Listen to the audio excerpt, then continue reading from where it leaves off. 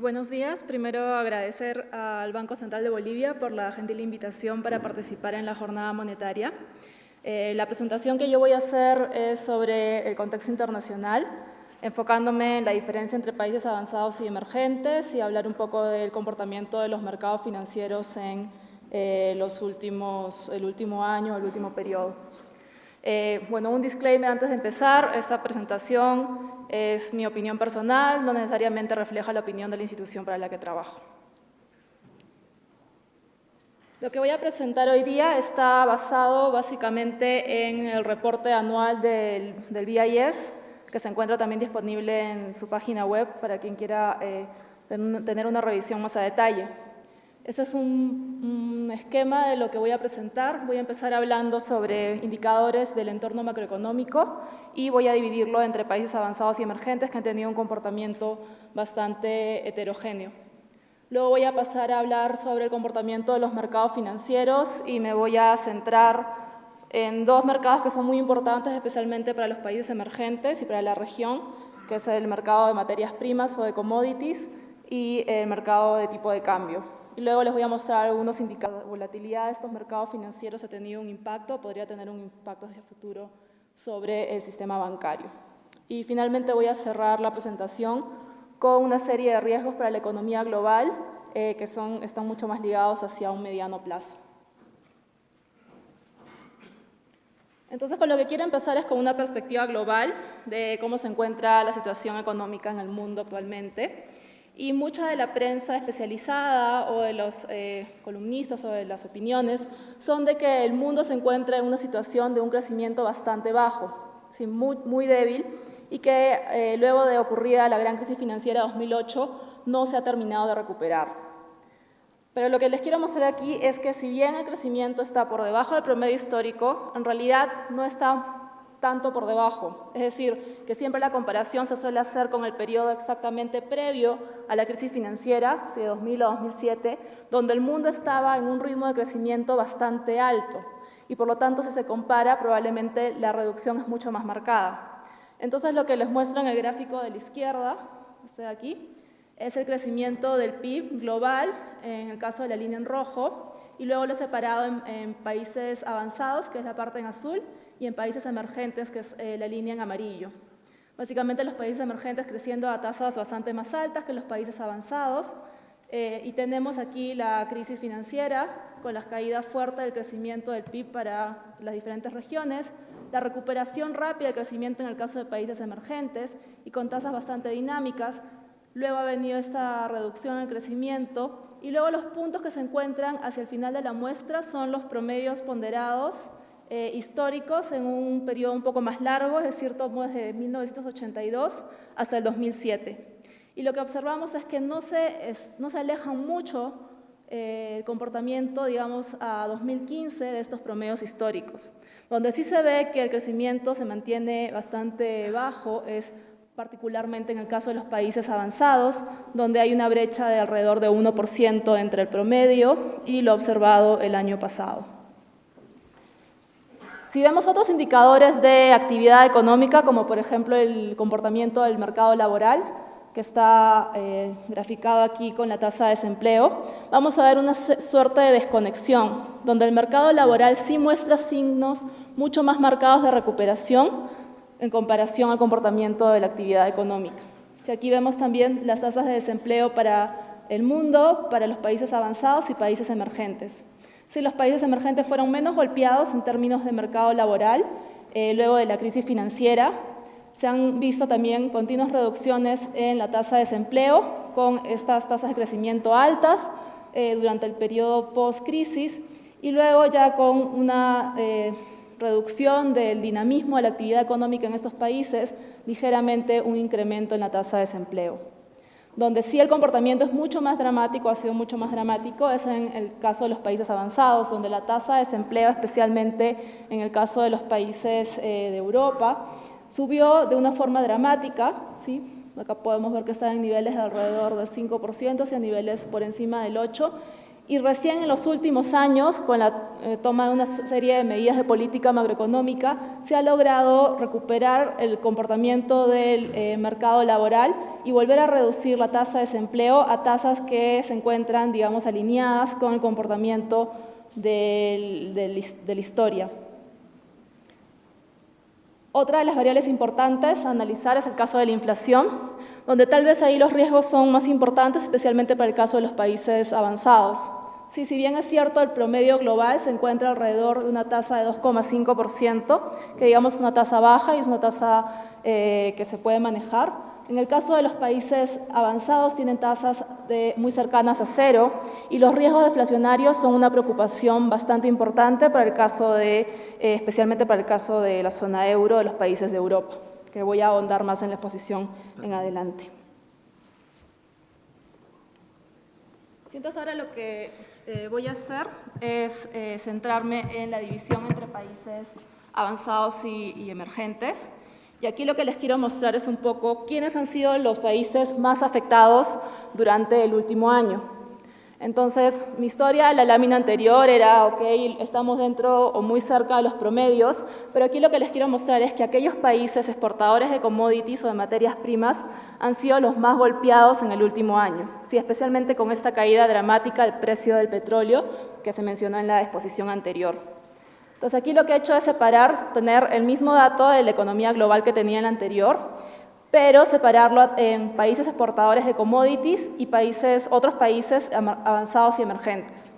Las barras son exactamente los mismos números que teníamos al final de la muestra del gráfico anterior, y las cruces o las aspas son cuál es la expectativa del mercado en fecha fines de 2014 para el crecimiento de 2015.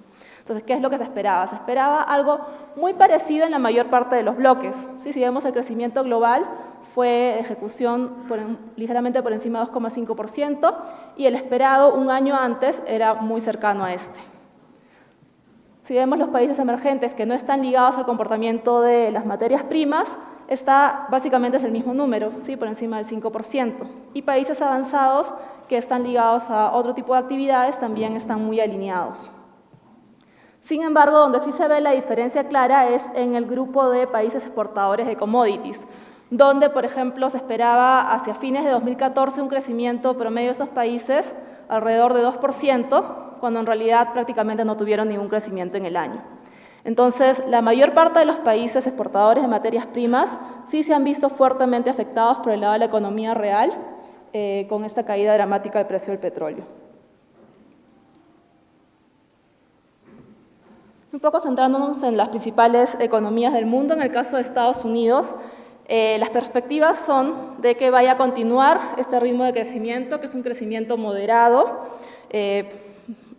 ligeramente por debajo de 2%, y debería continuar la mejora en los indicadores de mercado laboral. Entonces, los gráficos los he sacado del boletín económico de la Reserva Federal, por eso disculpen que estén en inglés.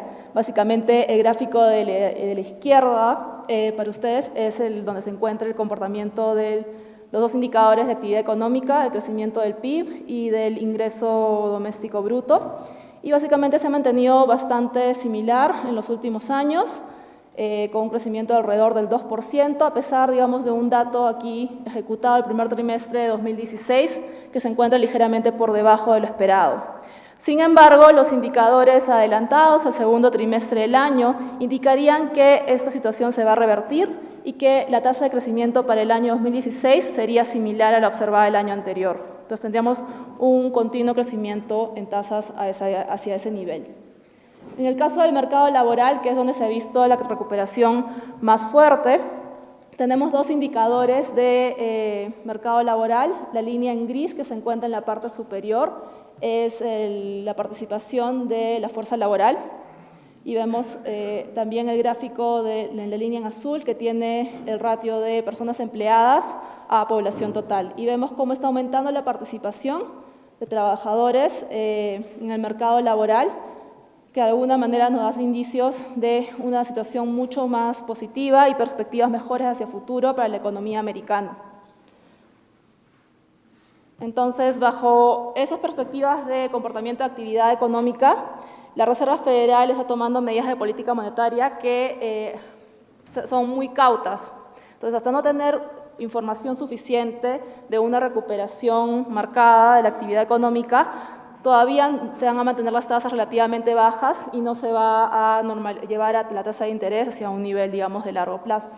Entonces, aquí vemos el comportamiento de la tasa de interés de la FED con el rango meta, que se encontraba básicamente en cero por un periodo bastante largo para tomar estas medidas de política monetaria expansiva y así poder reactivar la economía luego de la crisis. Se mantuvieron por mucho tiempo, hubo mucha volatilidad en los mercados financieros con las expectativas de cuándo se iba a regresar a aumentar la tasa de interés.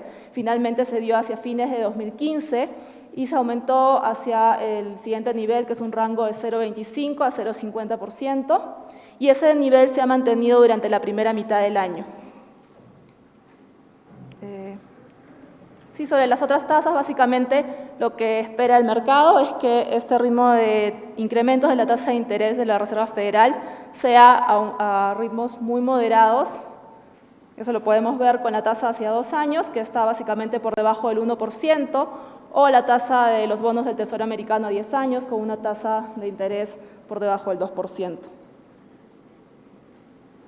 Sí, ¿cuáles son las expectativas hacia futuro sobre el comportamiento de la política monetaria? Este gráfico les muestra las respuestas a una encuesta que se le hace a los miembros del Comité de Mercado Abierto de la Reserva Federal sobre qué es lo que ellos creen que va a ocurrir con la tasa de interés. Dado que ellos participan de la decisión y que tienen la información, digamos, para tomar las decisiones, este gráfico es bastante informativo sobre el comportamiento futuro y lo que se observa aquí es cada uno de los puntos, es una de las respuestas para las tasas hacia 2016, 2017, 2018 y hacia el largo plazo. Y lo que vemos es un comportamiento medio en el cual para 2016 deberíamos estar terminando el año con una tasa promedio alrededor de 0,75, con lo cual, digamos, serían 2 aumentos de la tasa de interés en las siguientes reuniones de política monetaria que quedan en el año. Luego un aumento gradual hacia futuro, en el cual en 2017 estaría alrededor de 1,5, 1,75, 2018 con un promedio alrededor de 2,5 y en el largo plazo una tasa de interés de alrededor de 3,25. Sí, es un aumento muy gradual de la normalización de la situación de política monetaria. Y otra cosa que cabe destacar en este gráfico es que una tasa de 3,25 es aún una tasa relativamente baja para los promedios históricos vistos en el comportamiento de la tasa de interés a lo largo de los años. Eso es por el lado de Estados Unidos. Por el lado de la eurozona vemos datos un poco menos favorables, en el cual el crecimiento se encuentra aún a niveles bastante bajos. Sí, el gráfico de la izquierda lo saqué del informe del Banco Central Europeo, donde les muestran distintos indicadores de actividad económica. Y aquí vemos que aún la recuperación está ocurriendo a pasos bastante lentos, con tasas de crecimiento por debajo del 1%, ¿sí? Todos los indicadores más o menos les dan como la misma idea. Y otra cosa, digamos, a enfatizar es que, si bien esto es el promedio de toda la zona euro, los países tienen comportamientos muy heterogéneos. Entonces, que la economía solamente dependa del comportamiento de la política monetaria es difícil, porque todos tienen la misma medida o la misma posición de política monetaria, pero tienen economías completamente distintas. Entonces, tenemos desde países que han sido fuertemente afectados por las medidas para arreglar los problemas de deuda y los problemas fiscales, como es el caso de Grecia, donde aún en 2015 tiene una tasa de crecimiento negativa, hasta tener también países con altas tasas de crecimiento, como el caso de Irlanda. Entonces, la situación es un poco más complicada allí. Otro de los riesgos importantes para el caso de la eurozona es el comportamiento de la inflación, así que ya los mencioné al inicio de la presentación. Y aquí lo que tenemos es que si vemos distintos indicadores del índice de precios al productor, vamos a ver que en algunos casos, en el periodo más reciente, han estado registrando tasas de crecimiento negativas, es decir, deflación. Y eso es un riesgo porque básicamente si los precios caen, eso reduce los incentivos a impulsar la demanda de los productos. Entonces, también está ligado a la recuperación de la actividad económica. Sí, aquí tenemos, digamos, los que se encuentran por debajo del cero, hacia el final de la muestra es esta línea en azul, que les muestra el índice de precios al productor con productos industriales, excluyendo energía y construcción. Y esta situación podría ser algo muy puntual y por lo tanto si fuera algo simplemente transitorio, entonces no sería necesario tomar ningún tipo de medidas para corregir este comportamiento, pero lo que observamos en el gráfico de la derecha es que esta situación de precios bastante bajos va a ser permanente, se va a mantener por varios periodos de tiempo. Cada una de las líneas que tienen en el gráfico de la derecha les muestra las expectativas de inflación utilizando indicadores de mercado y cada línea representa un horizonte diferente. Entonces, la línea en azul les muestra cuánto espera el mercado que sea la inflación un año en adelante, la amarilla 2 años en adelante, la roja 4, la celeste 5 y la verde 9. Entonces, si comparamos esto con la meta de inflación que tiene el Banco Central Europeo, que es de 2%, vemos que recién 2% se encuentra en un horizonte de mediano plazo, recién en un horizonte de 9 o de 5 años, con lo cual en los próximos años deberíamos esperar que la inflación aún se mantenga en tasas bastante bajas. Entonces, ¿qué medidas son las que ha tomado el Banco Central Europeo para combatir el riesgo deflacionario? A partir de marzo del 2016 de este año, se han tomado las medidas de tener una tasa de política negativa y de realizar una serie de medidas de compra de activos para de alguna manera impulsar la demanda a través de condiciones financieras y crediticias mucho más favorables o mucho más laxas, de esa manera ayudar a la recuperación económica y, por otro lado, reducir estos riesgos deflacionarios, es decir, impulsar la inflación. Sí, aquí vemos el comportamiento de la inflación y de las tasas de interés. Sí, tenemos las tasas de interés en términos reales y vamos a ver que es una posición muy expansiva, en la cual las tasas de interés reales son en la mayor parte de los países y a plazos también mayores, con valores negativos. Entonces, si tomamos la tasa, digamos, de política, es decir, tomamos la tasa de política y la deflactamos por la inflación de cada uno de los países, las principales economías del mundo muestran un nivel negativo de tasa de interés. Si consideramos plazos mayores, que probablemente están más ligados a cuál sería el costo de financiamiento para el sector productivo, en este caso, digamos, lo vamos a tomar como un riesgo crediticio cero, que sería el bono del gobierno a 10 años, lo deflactamos por la inflación, y vamos a tener también una tasa de interés negativa. Entonces, las condiciones financieras y crediticias del mundo avanzado son bastante acomodaticias, bastante expansivas. Aquí les muestro tasas de interés a plazos mayores para diferentes países, especialmente los países de Europa, tienen estos valores que están por debajo del cero, así con valores negativos, y eso lo podemos ver en los puntos en azul.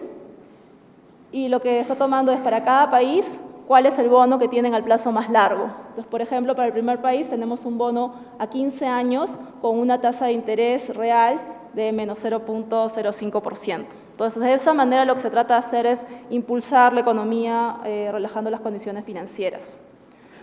Y por el lado emergente la figura es bastante diferente. Tenemos una situación en la cual los países emergentes han empezado a reducir sus tasas de crecimiento y un país de principal interés o de preocupación para muchos países, dado que es uno de sus principales socios comerciales, es el caso de China. China desde hace ya varios años ha tomado una serie de medidas de política macroeconómica para poder llevar su tasa de crecimiento del PIB hacia niveles sostenibles en el largo plazo. Entonces tenemos esta reducción en la tasa de crecimiento, ¿sí? De 9,5 en 2011 hacia una tasa de 6,9 en 2015 y probablemente esta reducción continúe en los años que vienen. Eso de ahí tiene implicancias importantes para sus principales socios comerciales porque obviamente esto estaría reflejando una menor demanda de materias primas. Especialmente porque no solamente es una caída en la tasa de crecimiento, sino también en la composición de la producción. Se le está dando una mayor importancia a la participación del consumo privado en comparación a la inversión, donde la inversión es mucho más intensiva en el uso de materias primas. Y por eso, básicamente, la caída de los precios de las materias primas en los últimos años. ¿Cómo esto se puede ver reflejado en el comportamiento de los mercados financieros en el caso de China? Vemos que este cambio de composición de la estructura productiva del país, que le da un menor peso a la inversión y un menor peso a la actividad de construcción, está afectando también el comportamiento de los mercados de bolsa y la valorización de las empresas. ¿Sí? Como esto va a tener un impacto, digamos, negativo en los flujos de ingresos de las empresas, eso se ve reflejado en cualquiera de los índices de bolsa del mercado chino. Tenemos ahí dos diferentes tipos de índices, el CSI y el CZSE. Y vemos esta caída fuerte en el último año que estaría generando, digamos, una posición más vulnerable financieramente para las empresas privadas en este país. Igualmente vemos el efecto en el comportamiento del tipo de cambio y de la moneda, donde la moneda china se ha depreciado fuertemente en el último periodo.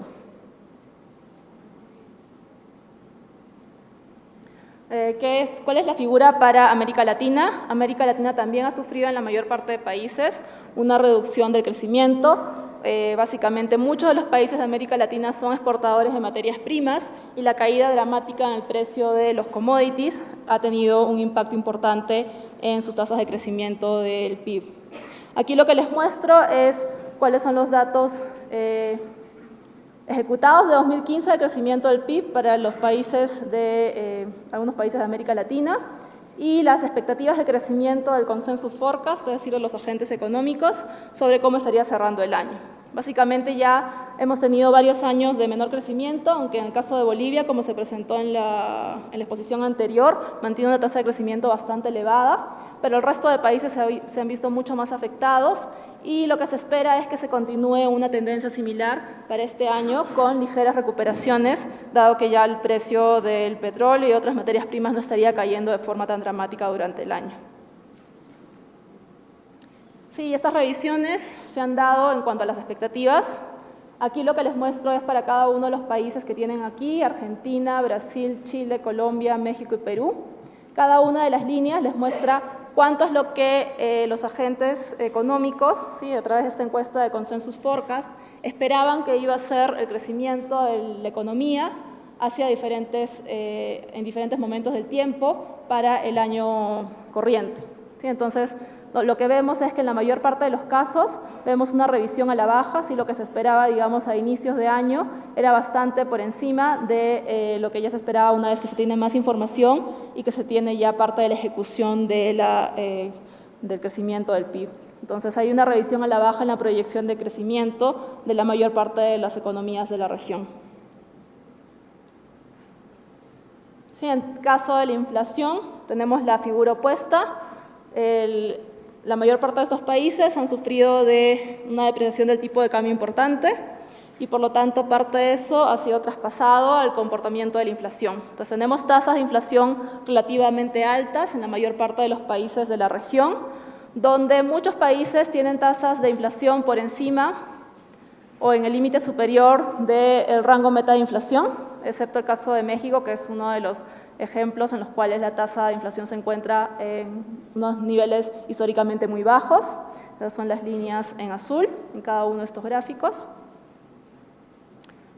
Y luego en la línea en rojo tenemos el comportamiento de la tasa de interés de política monetaria. Entonces, con tasas de interés relativamente altas, estos países que tienen objetivos explícitos de inflación le han dado mucho más peso a esta decisión y han empezado a subir su tasa de interés para alinear las expectativas de inflación con el rango meta. Si eso por el lado macroeconómico, por el lado de los mercados financieros, este año se ha caracterizado por ser un año de muchos cambios, entre turbulencia y calma, dependiendo del periodo que se observe, y eso ha ocurrido en diferentes tipos de mercados financieros. Pues aquí les muestro tres indicadores. El primero son índices de bolsa. La mayor parte de los índices de bolsa se caracterizan por una alta volatilidad y en este caso no importa si se tratan de países avanzados como Estados Unidos, Euro, Japón o el índice de países emergentes, todos muestran un comportamiento muy volátil durante el año que ha pasado. En el caso de cómo esto afecta el costo de financiamiento del sector corporativo, de las empresas, vemos que ha habido una tendencia al alza en el costo de financiamiento, donde obviamente los países emergentes tienen estos riesgos crediticios más altos y por lo tanto sufren de tener que pagar tasas de interés mayores. y vemos cómo hacia inicios de este año, en cierta forma, la vulnerabilidad de los mercados se empezaba a calmar y el riesgo crediticio de los países otra vez ha vuelto a la normalidad. Probablemente porque la perspectiva es de que la situación económica en los países avanzados no sea una recuperación tan dramática, que las medidas de política que se tomen sean muy graduales y eso ayuda a calmar a los mercados financieros, que es lo que vemos en estos gráficos. Aquí no importa mucho qué tipo de activo utilicemos, si utilizamos activos de grado de inversión o utilizamos activos de alto riesgo, el comportamiento es muy similar. Y por último, la volatilidad la podemos medir en diferentes mercados. La línea en rojo tenemos el mercado de divisas, azul el mercado de renta fija, amarillo el mercado de renta variable y el morado el mercado de materias primas. Y vemos estos picos en algunos periodos de tiempo, pero que en el periodo más reciente la volatilidad de los mercados financieros se ha empezado a calmar. Sí, entonces ahora me voy a explayar un poco sobre el mercado de commodities o de materias primas, que es de principal preocupación para la región. Y aquí vemos algo que creo que ya es de conocimiento general, que ha sido esta caída permanente y abrupta en el comportamiento de los precios de las materias primas, especialmente en el caso del petróleo, que es la línea en rojo, que ha tenido esa caída dramática. Si aquí lo que tomamos es inicio de 2014 con un valor de 100 y podemos ver hacia el final de la muestra en cuánto se compara hacia esa fecha. Vemos una caída o una pérdida de valor de cerca del 60% para el caso del petróleo, una caída de alrededor de 25% para el caso, o 30% para el caso de metales como el cobre, y los alimentos han sufrido menos de este efecto con caídas de alrededor de 20%. Pero la figura que tenemos aquí es de un impacto importante, especialmente para aquellos países que son exportadores de estas materias primas. No solamente en el caso de los niveles, también en el caso de la volatilidad. Si tomamos los contratos futuros de estos minerales o de estos productos de materias primas, vamos a ver que han sufrido de un alto nivel de volatilidad, especialmente el caso del petróleo, que es el que vemos en la línea en rojo en la parte superior, donde alcanzó un pico luego de caer fuertemente hacia finales del año 2015. Y cómo esto se traslada al comportamiento del sector privado, de las empresas que se dedican a hacer actividad productiva en el sector. Aquí tenemos el caso del sector energía, que como se ve aquí ha sido fuertemente impactado por la caída de precio de petróleo, y lo que observamos es que tienen una situación financieramente mucho más vulnerable que la que tenían hace un par de años. Entonces, ¿cuáles son los indicadores que les muestro en este gráfico? Les muestro cuál es el indicador de riesgo corporativo, que de alguna manera les mide cuál es el nuevo costo de financiamiento, la nueva tasa de interés que tienen que pagar cada vez que quieran endeudarse para poder mantener las inversiones y la actividad productiva. Y lo que vemos es un fuerte incremento en este spread corporativo. Si lo comparamos a inicio de 2014, que teníamos un spread de 40 puntos básicos, está aumentado hacia un máximo de 240. Entonces el costo de financiamiento es 2% más alto, 200 puntos básicos más alto. Igual para el caso de la valorización de las empresas, de alguna manera la capacidad de endeudamiento va a depender de cuánto es el patrimonio de la empresa y ver cuánto es la capacidad para apalancamiento. Y aquí la valorización de mercado de esas empresas ha caído de forma dramática, dados pues los menores ingresos que tendrían y las menores utilidades, y eso ha hecho que pierdan alrededor del 50% del valor. Entonces la capacidad de continuar con este tipo de actividades y seguir financiándose se va a ver afectada por esta caída. Si no solamente tenemos efectos financieros en las materias primas, sino también efectos en la economía real. Lo que tenemos al lado izquierdo es el comportamiento de la inversión, donde los países exportadores de commodities se encuentran en la línea en rojo y otros países están en la línea en azul. Y lo que observamos es que durante el periodo de aumentos importantes en los precios de los commodities, en el boom de los precios de los commodities, estos países exportadores no solamente se dedicaron a invertir en el sector de extracción de la materia prima, sino también que empezaron a ampliar su portafolio de inversión hacia obras ligadas al sector de manufactura y al sector de infraestructura. Y eso lo que les permite es ampliar su capacidad productiva y aumentar la producción también del sector de manufactura, que es lo que se ve en el lado derecho, en el gráfico del lado derecho.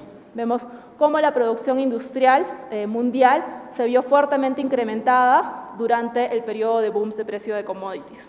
¿Qué es lo que se espera? Que ahora que los precios de los commodities están reduciendo, todo ese ciclo tenga los efectos contrarios, que la inversión total en diferentes sectores, en los países exportadores de commodities principalmente, se ha estancado, que es lo que vemos en la parte de aquí, y eso ha tenido un impacto sobre la reducción en la producción manufacturera mundial. Otro efecto importante del comportamiento de las materias primas es el impacto fiscal.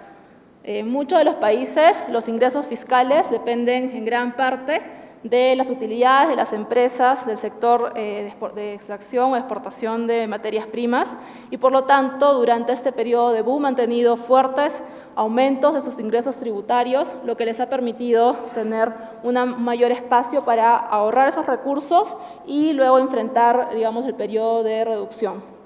Sí, pero, digamos, ¿cuál es la posición fiscal? ¿Se ha sido procíclica, ha ayudado al ciclo o a ampliar los ciclos económicos? ¿Ha sido contracíclica, es decir, ha sido mucho más preventiva y ha permitido suavizar el comportamiento de la economía, o ha sido relativamente neutral? Entonces, eso es lo que les muestro con este gráfico de aquí para 5 países: Brasil, Chile, Colombia, México y Perú.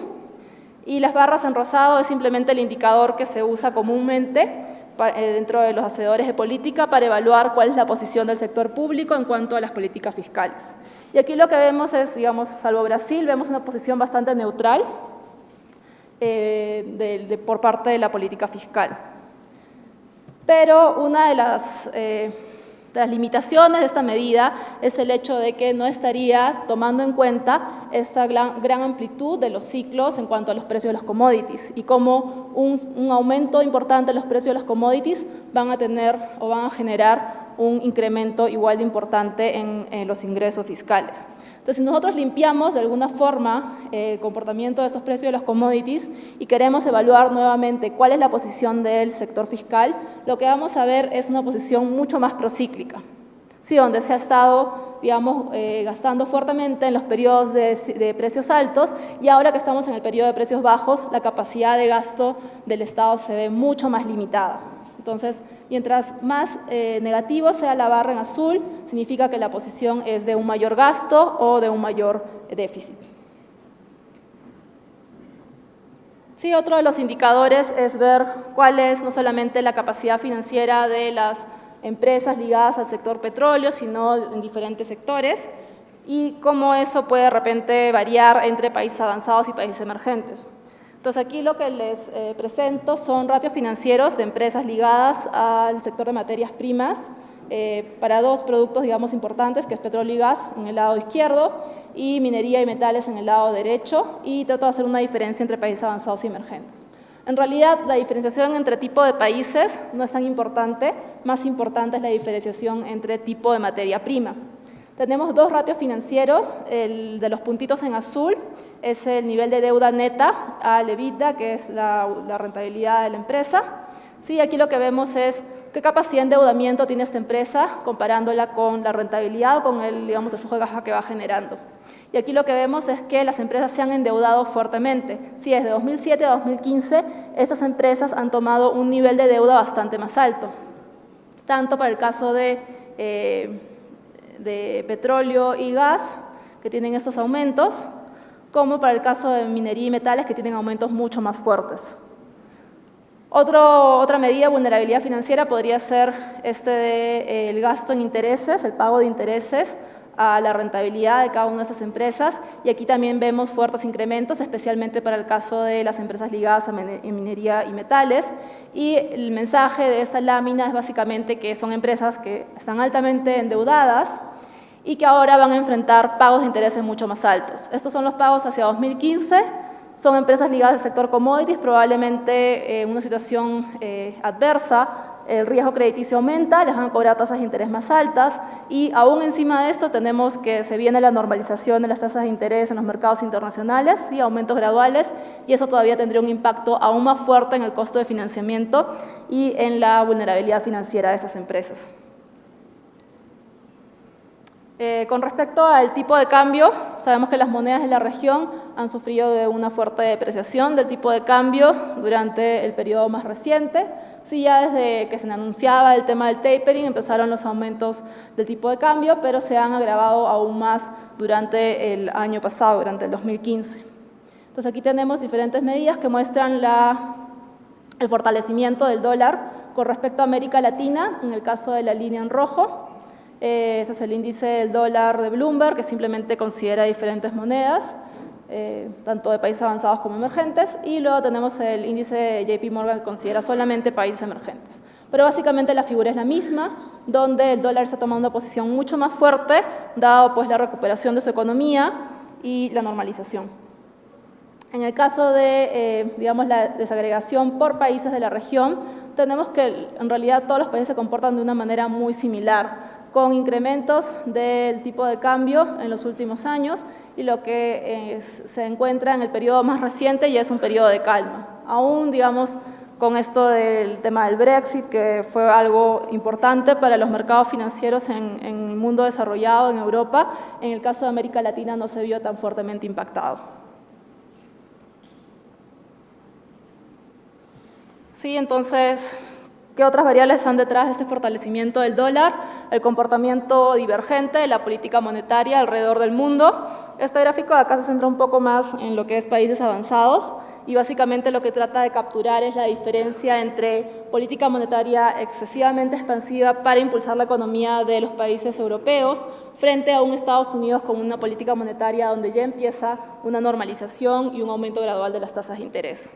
Entonces, con esto, con tasas de retorno más altas en Estados Unidos, tenemos el fortalecimiento del dólar, y vamos a ver esto en diferentes medidas de tasas de interés.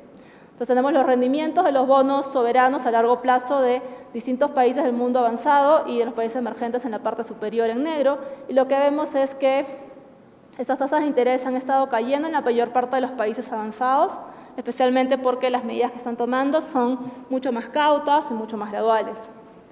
En el caso de las curvas, el spread de los bonos de 2 años entre el de la Reserva Federal y el bono alemán, en este caso, vamos a ver que el spread se está ampliando, porque se espera que la eurozona mantenga su política monetaria en tasas negativas o en tasas muy bajas, mientras que Estados Unidos empiece el ciclo de alzas de tasa de interés. Y finalmente, el caso de las curvas forward, aquí vemos un comportamiento similar al del crecimiento de este spread, donde las curvas de Estados Unidos están por encima de las curvas de la zona euro, y también otra cosa que se observa es la dinámica en el tiempo, donde cada vez estos aumentos de tasa de interés van a ser menores o van a tomar un mayor periodo de tiempo, y por lo tanto las curvas de interés forward se han estado como moviendo hacia abajo en ambos casos. Sí, ¿cuáles son las condiciones financieras y crediticias en diferentes partes del mundo? Los países avanzados están en el lado izquierdo de la gráfica, donde son países donde ya podemos ver una mejora en las condiciones financieras luego de tantos años, luego de la crisis del 2008, la gran crisis financiera. Vemos que ya podemos encontrar algunos indicadores de una recuperación de las condiciones financieras en economías avanzadas. Aún los niveles de crédito se encuentran por debajo, digamos, del promedio de una situación neutral, así que son estas barras en rosado que muestran la brecha entre el crédito al PBI, ¿sí? Tomando un filtro Jodey-Prescott, y básicamente los puntos en azul les muestran otro indicador muy importante de comportamiento de los mercados financieros, que es el crecimiento de los precios de las viviendas. Sí, aquí vemos que ya muchos de los países de la muestra que se encuentran hacia el lado derecho tienen valores positivos o crecimiento, aumento de los precios de las viviendas, lo cual es un indicador también de un incremento de la riqueza financiera de muchos de los agentes económicos, que el principal fuente de ahorro para los agentes económicos es, digamos, la inversión en inmuebles. Mientras que la figura para el caso de las economías emergentes es la figura contraria. Hemos estado en un ciclo de crecimiento muy fuerte de la economía, de expansión de tasas más bajas. También esa situación crediticia se ha empezado a restringir. Sí, aún muchos países están en el lado positivo, pero se estaría reduciendo a lo largo del tiempo. Y en el caso de los precios de las viviendas, también encontramos que en muchos casos la situación todavía es de aumento de los precios de las viviendas, excepto en algunos países muy puntuales que tienen algunos problemas, digamos, domésticos. ¿Cómo enfrenta el sistema bancario ahora con las nuevas regulaciones de Basilea y demás? El sistema bancario se está preparando para tratar de evitar o de prevenir la ocurrencia de crisis financieras en el futuro, y quieren tener un sistema bancario más sólido, mejor capitalizado y más preparado para poder enfrentar cualquier tipo de choque financiero. Entonces, los países han intentado mejorar la regulación en términos de ratios de capital para que los bancos cuenten con una mayor cantidad de capital propio para enfrentar este tipo de vulnerabilidades. Y eso es lo que se muestra en el gráfico de la izquierda. No importa la región que veamos, si es Asia-Pacífico, Norteamérica, países emergentes, zona euro, otros países de Europa, todos muestran incrementos en los ratios de capital de los bancos. Entonces, son bancos mucho más fuertes, especialmente el caso de Europa, pues que fue la región más golpeada con la crisis financiera y con el comportamiento de los bancos. ¿Cómo es que ha ocurrido esta mayor capitalización? Básicamente, en el caso de la zona euro, como se está recuperando la actividad económica, se está empezando nuevamente a otorgar créditos, hay un aumento de la demanda de créditos, de colocaciones, que está generando también una capacidad de mayor capitalización. Y muchas de las utilidades que están generando el sector bancario se están recapitalizando, no se están distribuyendo, sino que están permitiendo pues, aumentar el nivel de capital de estos bancos.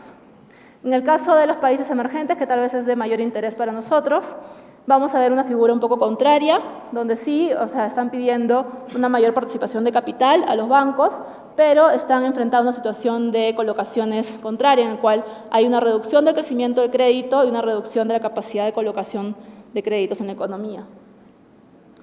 Otro de los riesgos, tal vez más importante para los países avanzados, es esta interconexión que hay y una fuente de contagio financiero a través de los préstamos que se hacen a través de fondeo mayorista entre bancos de diferentes países, que ha sido una de las fuentes principales de la crisis en el caso de Europa. Y estas han ido reduciéndose a lo largo del tiempo, con lo que esperaríamos que la solidez del sistema bancario mundial sea mayor. Sí, un poco para ligar el comportamiento de la política monetaria y qué tipo de desafíos enfrentan el sistema bancario con esto. Con tasas de interés negativas, básicamente la rentabilidad de los bancos en Europa se ve altamente afectada. ¿Y por qué interesa la región? Porque hay una alta participación también de bancos europeos que tienen participación dentro de América Latina. Entonces, podría ser también una fuente importante de vulnerabilidad. Entonces, en el caso de la valorización de los bancos, vemos cómo la valorización de los bancos se ha ido reduciendo. Si tienes tasas de interés más bajas, las tasas de interés que vas a cobrar por tus colocaciones también tienen que reducirse y, por lo tanto, los depósitos no les puedes pagar tasas de interés negativas y el margen financiero con el que cuentan los bancos se va a ver reducido. Entonces, las utilidades van a caer o se esperan que caigan hacia el futuro. Esta situación se va a mantener por un periodo de tiempo y, por lo tanto, los inversionistas van a descontar ese efecto y van a reducir los precios de las acciones de las empresas del sector bancario. En el gráfico de en medio vemos otra de las vulnerabilidades, que es el tema de los ratios de morosidad. Entonces, una de las cosas es, una vez que un banco tiene un ratio de morosidad o tiene préstamos que pasan a la categoría de morosos, cuando tienes tasas de interés mucho más bajas, el incentivo es a no castigarla completamente, porque, digamos, la tasa de interés es más baja, es más fácil que en algún momento mejore la situación de la gente al que le has prestado y, por lo tanto, te pueda repagar, y así no tienes que castigar contablemente las utilidades del banco. Entonces, esto ayuda a promover, mantener esto y no hacer write-offs de los préstamos.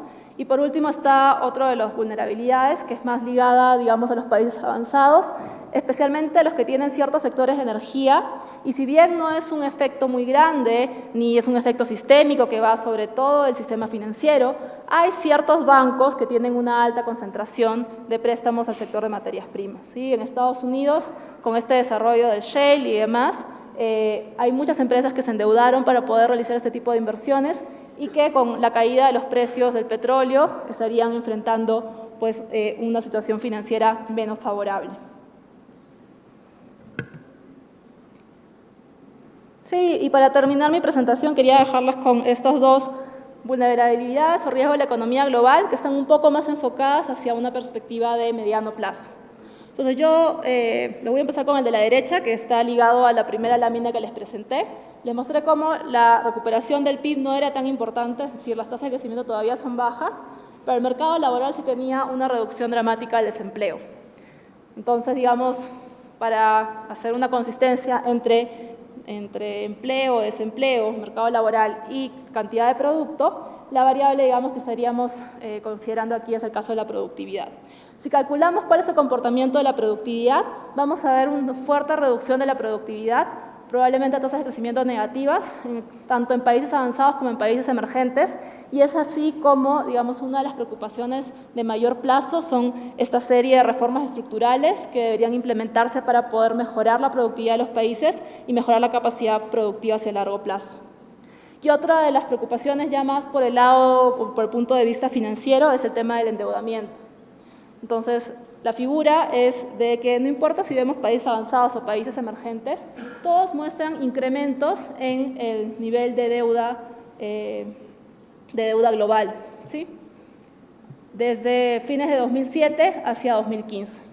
Y esto ha estado básicamente ligado hacia esta situación de tasas de interés muy bajas en los mercados financieros internacionales, lo cual hace que el costo de endeudamiento sea bajo y eso ha incentivado a que tanto el sector público como el sector privado tomen un mayor nivel de deuda.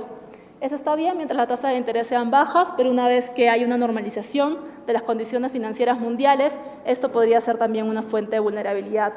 Entonces es algo que se tiene que, digamos, discutir en términos de políticas, de cómo manejar la sostenibilidad de estos niveles de deuda. Una diferencia entre países avanzados y países emergentes es probablemente el comportamiento de quién es el agente que ha estado emitiendo la deuda. En países avanzados la participación de deuda pública es mucho más importante y por lo tanto, digamos, es un tema más de reestructuración por parte de la deuda pública. En el caso de países emergentes, así como lo que se mostró para Bolivia, de una reducción fuerte de la deuda pública externa. Eso se ve en muchos de los países de la región. Sin embargo, el sector privado sí ha aumentado sus stocks de deuda, dado pues el bajo costo de financiamiento, las capacidades de inversión y oportunidades de rentabilidad, y por lo tanto el stock de deuda privada en el caso de países emergentes, que es lo que se muestra empresas no financieras corporativas, que se muestran en el color en medio, es el que va a mostrar los aumentos más importantes. Entonces, esa también es una fuente de vulnerabilidad o riesgo importante. Y otra de las cosas, especialmente para el caso de los países emergentes, es el tema de la denominación de monedas. Muchos de estos endeudamientos han sido a través de emisiones de bonos en los mercados internacionales, bonos denominados en dólares, para empresas que no necesariamente están ligadas o tienen un hedge natural, y por lo tanto la depreciación del tipo de cambio que ha ocurrido en los últimos años y que podría continuar ocurriendo si es que se continúa con el aumento de la tasa de interés de la Reserva Federal, podría ser una fuente de vulnerabilidad adicional. Sí, muchas gracias.